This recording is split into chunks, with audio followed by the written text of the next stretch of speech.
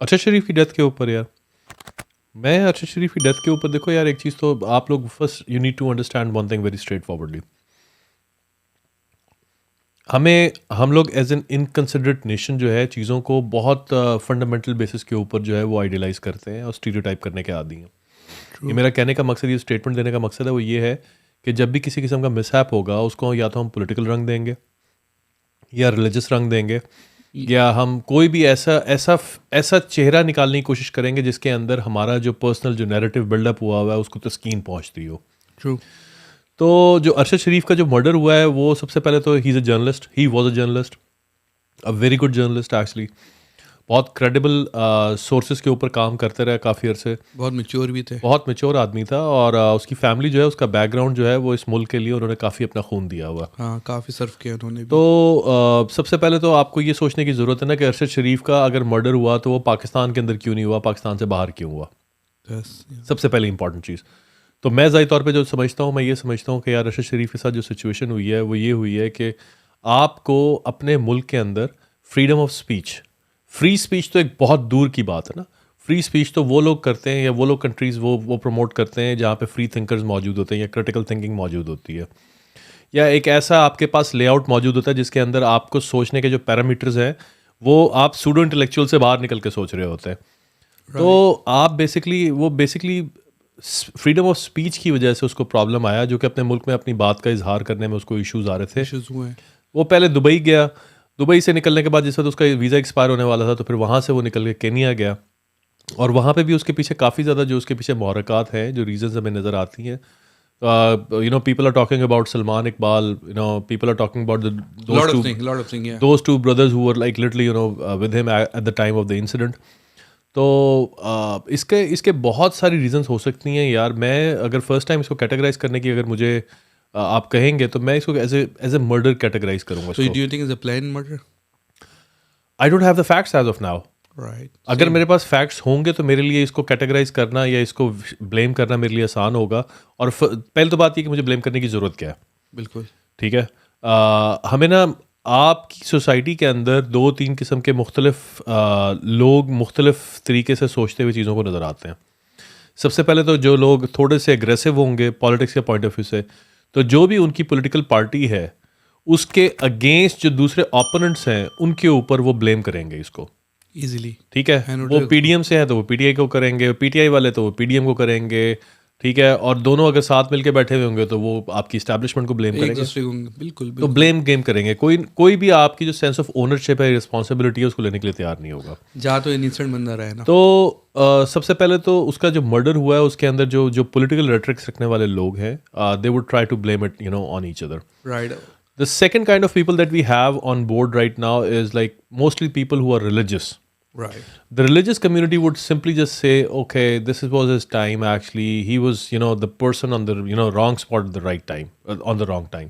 जो हमारा बिलीफ है, जो हमारा बिलीफ का स्ट्रक्चर है उसके लिहाज से अगर आप देखें तो ऑटोमेटिकली हमारे जो रिलीजियस सोच रखने वाले स्पिरिचुअल लोग जो हैं वो ये बिलीव करेंगे कि यार उसका टाइम आया हुआ था। फिर कुछ लोग हैं जो फ्री थिंकर्स हैं। ठीक है, और वो फ्री थिंकर्स वो हैं जिनके पास अभी तक किसी भी किस्म की जो है ना वो अप्रोच वो उनके पास वो शवाहिद या वो एविडेंस पहुंची नहीं है, लेकिन फिर भी they want to like literally think outside of the box के what happened, what was the reason और क्या सारा सिलसिला है। तो सबसे पहले तो ये चीज़ समझ में आती है कि अगर एक जर्नलिस्ट को पाकिस्तान के अंदर इस तरीके से अटैक किया जा रहा है, और ये एक जर्नलिस्ट की स्टोरी नहीं है यार, बहुत पास पे बहुत ऐसे है। और ये तो बिग प्लेटफॉर्म जर्नलिस्ट हैं जिनके बारे में हर कोई बात कर भी लेता है, सुन भी लेता है, उनको जानता पहचानता भी है। And there are so many names. या अभी थोड़ी देर से पहले सिंध के अंदर 3 जर्नलिस्ट जो हैं उनको मार दिया गया। Nobody talks about them.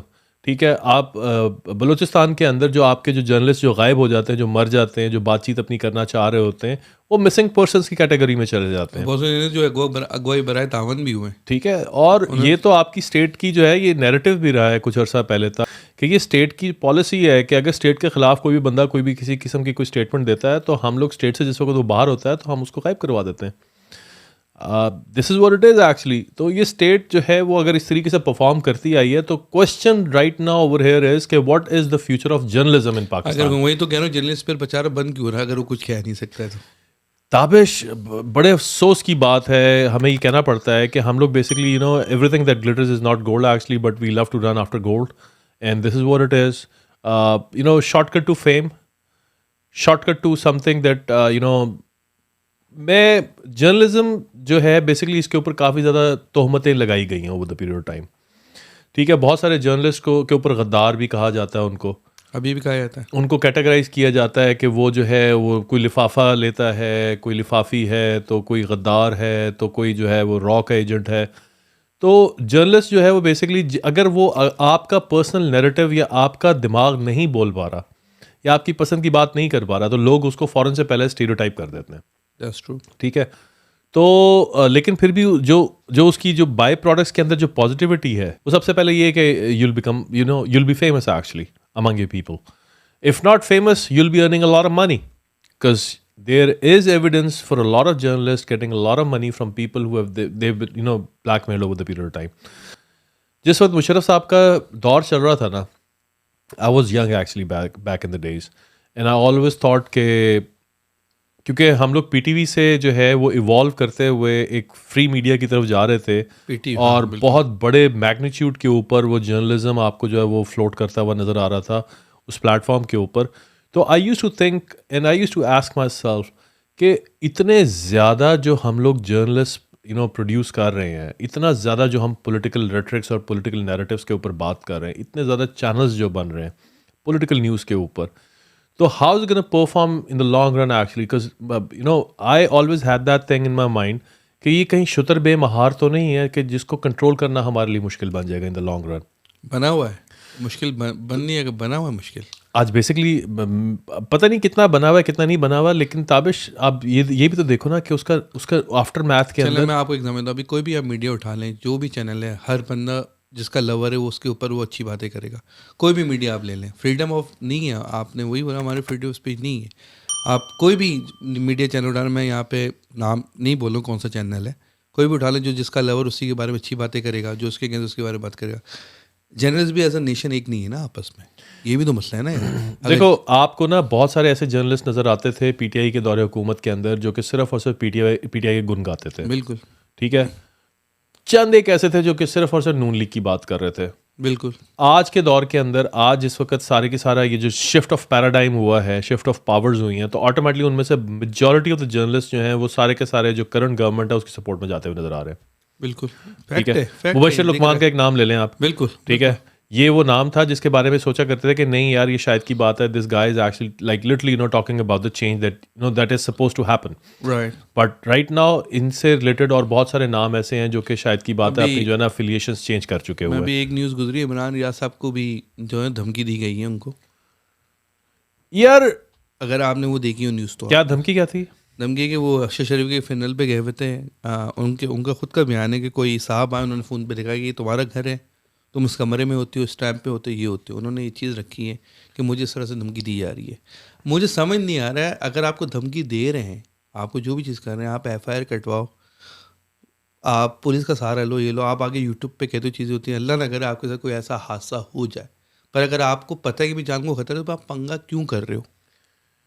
मेरी बात समझ आ रही है मैं क्या कह रहा हूँ? नहीं, कुछ चीज़ें ऐसी हैं. सबसे पहले तो अभी थोड़ी देर पहले आप मुझे कह रहे थे कि हम लोग सारों को कैटेगराइज करते हैं शहादत की रेंज में. बिल्कुल.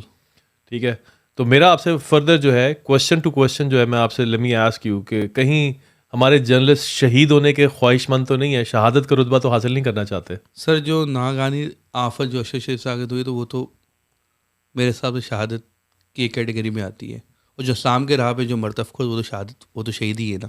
तो यार ये कैसी, लेकिन मैं don't get me wrong, let me ask you, तो हमारे जो फ़ौजी जो अपने बॉर्डर्स के ऊपर जो अपनी जान दे देते हैं, ठीक है, वो भी शहीद है. अब मुसलमान जो कि इंडियन बॉर्डर के ऊपर एज ए फ़ौजी वहाँ पे तैनात है और वो during cross fire if he goes like literally अगर उसकी डेथ हो जाती है, तो what would you call him? शहीद. शहीद. Of course. आप ओपोनेंट्स के बॉर्डर के ऊपर खड़े हुए मुसलमान को भी शहीद करार दे रहे हैं, अपने बॉर्डर्स पे खड़े हुए लोगों को भी शहीद करार दे रहे हैं. फिर हमारे जो लोग जो जर्नलिस्ट हैं, सहाफ़ी बरादरी से ताल्लुक़ रखते हैं, उनको भी शहीद करार दे रहे हैं. हम अपने पॉलिटिशियंस को भी शहीद करार दे रहे हैं, क्योंकि अगर भुट्टो साहब जाते हैं तो वो भी शहीद करार पाते हैं, बेनज़ीर बीबी जाती हैं तो वो भी शहीद करार पाती हैं.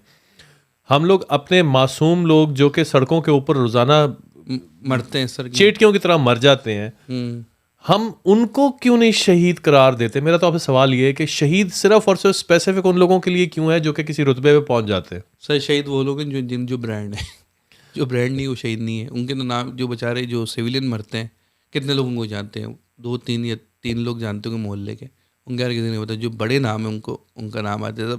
अब अरशद शरीफ साहब के आपके सामने बहुत सी चीज़ें आ रही हैं, मेरे सामने भी बड़ी न्यूज़ आ रही है, मैं उसके ऊपर बात नहीं कर रहा हूँ जब तक एक पूरी स्टोरी सामने नहीं आएगी। इस पर हम करेंगे। नहीं, आपके सामने अभी तक कौन सी ऐसी न्यूज़ आई जिसने आपको सोचने में मजबूर किया कि ये सही हो सकती है? सर अलग अलग न्यूज़ आ रही है, अलग इनको थ्रेट थी, इनको धमकियाँ थी, जो इमरान खान ने इनको बोला कि आप दुबई चले आओ। बहुत सी ऐसी चीज़ें आई हैं सामने, जिस पर राना सुन्नाल्लाह की एक अभी डिबेट गुजरी है मेरे सामने से। उन्होंने ये बात बोली कि मुझे अरशद शरीफ साहब का मेरे पास भी फ़ोन आया था कि मेरी जान को ख़तरा है, ये ख़तरा है। तो मैंने उनको पूछा था कि आपको किससे ख़तरा है? तो उन्होंने किसी को ज़ाहिर नहीं किया किससे ख़तरा है उनको, पर उस वजह से वो दुबई गए। और फिर अभी प्रेस कॉन्फ्रेंस गुजरी आपके सामने, ISI थी, पहली दफ़ा आई है, जिस पे उनकी प्रेस कॉन्फ्रेंस में बोला अगर इस तरह की कोई इन्फॉर्मेशन थी इनके पास तो इन्होंने हमें क्यों नहीं बताई। तो काफ़ी चीज़ सामने आ रही है। अब मैं किसी को ब्लेम नहीं करूँ कि इसने किया हो या उसने किया हो, एंड ऑफ द डे भाई बंदा तो अपना ही मरा ना यार। लेकिन आपके जो फॉलोअर्स हैं जो कि आप लोगों को सुनना चाहते हैं, ठीक है, और वो मसाला तो ढूंढ रहे हैं ना, वो तो सोचना तो चाह रहे हैं ना कि आपके दिमाग में क्या, आप किसको ब्लेम करेंगे? तो ब्लेम करें दें किसी को यार, किसी एक का नाम तो निकाल दें यार। देखिए मैं ब्लेम अभी किसी, जब तक पूरी सबूत पूरी चीज़ सामने नहीं आएगी, ब्लेम किसी को नहीं कर सकता। ये मेरा मुझे आप ये बताएं कि आपके आसपास के जो करीबी दोस्त हैं उनका भी यही सोचना है या सिर्फ और सिर्फ आपका सोचना? नहीं, उनकी अलग सोच है। मोस्टली जो आपके आसपास के लोग हैं उनकी क्या सोच है? वो तो एंड ऑफ द डे जैसे पार्टी को ही ब्लेम कर रहे हैं वो लोग। वो तो हमें नजर आ रहा है कि नून लीग वाले पीटीआई को सब ब्लेम कर रहे हैं, पीटीआई वाले जनाब नून लीग को कर रहे हैं, और बाकी सारे मिलके एस्टैब्लिशमेंट को ब्लेम कर रहे हैं। तो कसूर किसका? कसूर जो है एंड ऑफ द डे भाई अरशद शरीफ साहब ही वो ले गए जो उनके साथ हुआ होगा। वो अब क्या हुआ, जिस तरह की उनको मारा गया है, लोग कह रहे हैं वो गाड़ी के अंदर मारा है, और बहुत से लोगों को गाड़ी से बाहर निकाल के मारा गया है। जो 2 लोग थे ड्राइवर थे, उनके साथ कुछ भी ऐसा हादसा नहीं हुआ है। वहाँ की जो कीनिया की जो रिपोर्ट है वो कह रहे हैं कि हमें लगता है गाड़ी में ड्रग्स है तो हमने उनको गोली मारी है। काफ़ी सामने है, मुझे नहीं पता कि एग्जैक्टली क्या था। जिस जगह उनको मारे गए उस जगह पे बहुत से कम लोग जाते हैं जिस जगह पे उनको शहीद किया, कत्ल किया, जो भी आप नाम दे दें इसको। अब ब्लेम मैं किसको करूं मुझे समझ नहीं आ रहा। या नून लीग को करूं, पीटीआई को करूं, जरदारी को करूं, किसको करूं? ब्लेम तो मैं किसी को नहीं कर सकता। मैं अभी थोड़ी देर पहले आपको कह चुका हूँ, देखें ये हिस्टोरिकली ये चीज़ें रन हो रही हैं। आपने हामिद मीर का जिक्र किया, हामिद मीर के साथ जो हुआ सिलसिला, हाँ वो बच गए थे। वो करीमा बलोच के नाम से एक खातून थी, उनका मर्डर हो गया, ठीक है। अब सार आलम को गोली लगी थी, बिल्कुल ठीक है, एवरीबडी नोज अबाउट हिम। अभी मतीउल्लाह जान गायब हो गए हुए थे, बिल्कुल, ठीक है। और you know there are so many names, there are so many heroes actually behind the whole curtain actually, you know, जिनके बारे में हम बात करने के बारे में सोचते भी नहीं है। तो यार ताबिश, एक चीज़ तो हमें समझ लेनी चाहिए ना कि अगर आप जर्नलिस्ट हैं और आप फ्री थिंकर भी हैं, और कहीं ना कहीं से उस फ्री थॉट के पीछे आपकी कोई इन्फैचुएशन या अफिलिएशन किसी भी पॉलिटिकल पार्टी के साथ मौजूद है, तो there is only one way for you to go, and that is शहादत। वो किसी भी पॉलिटिकल पार्टी के साथ आपका ताल्लुक हो, ठीक है, तो शहादत जो है वो आपके लिए लिखी जा चुकी है। तो जो हमारा फ्यूचर है जर्नलिज्म का, फ्यूचर जर्नलिज्म का या किसी भी फील्ड का उस वक्त तक बेहतर नहीं होगा जब तक लोगों को फ्रीडम ऑफ स्पीच नहीं मिलेगी, फ्रीडम ऑफ एक्सप्रेशन नहीं मिलेगा।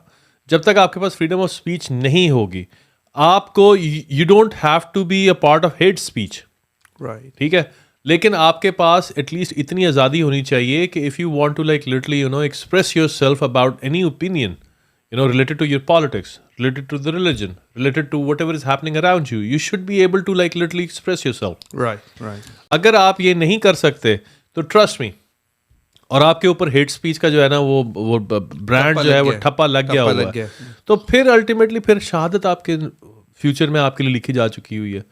तो इसलिए मैं समझता हूँ कि हमारे लोगों के अंदर ना थोड़ा सा पेशेंस होनी चाहिए और लोगों को बात करने की इजाज़त देनी चाहिए। हम लोग बेसिकली किसी को इजाज़त नहीं देते हैं बात करने की, तो ये हम लोगों का एक बहुत बड़ा प्रॉब्लम है। जब तक हम इसको कंट्रोल नहीं करेंगे, कवर नहीं करेंगे, हमारा फ्यूचर जर्नलिज्म का छोड़ के किसी भी फील्ड के अंदर हमारा फ्यूचर नहीं है, ठीक है, वो रेशल स्लर्स की तरफ मूव होता हुआ नज़र आ रहा है, तो वहाँ पे हमें टॉलरेंस शो करनी पड़ेगी।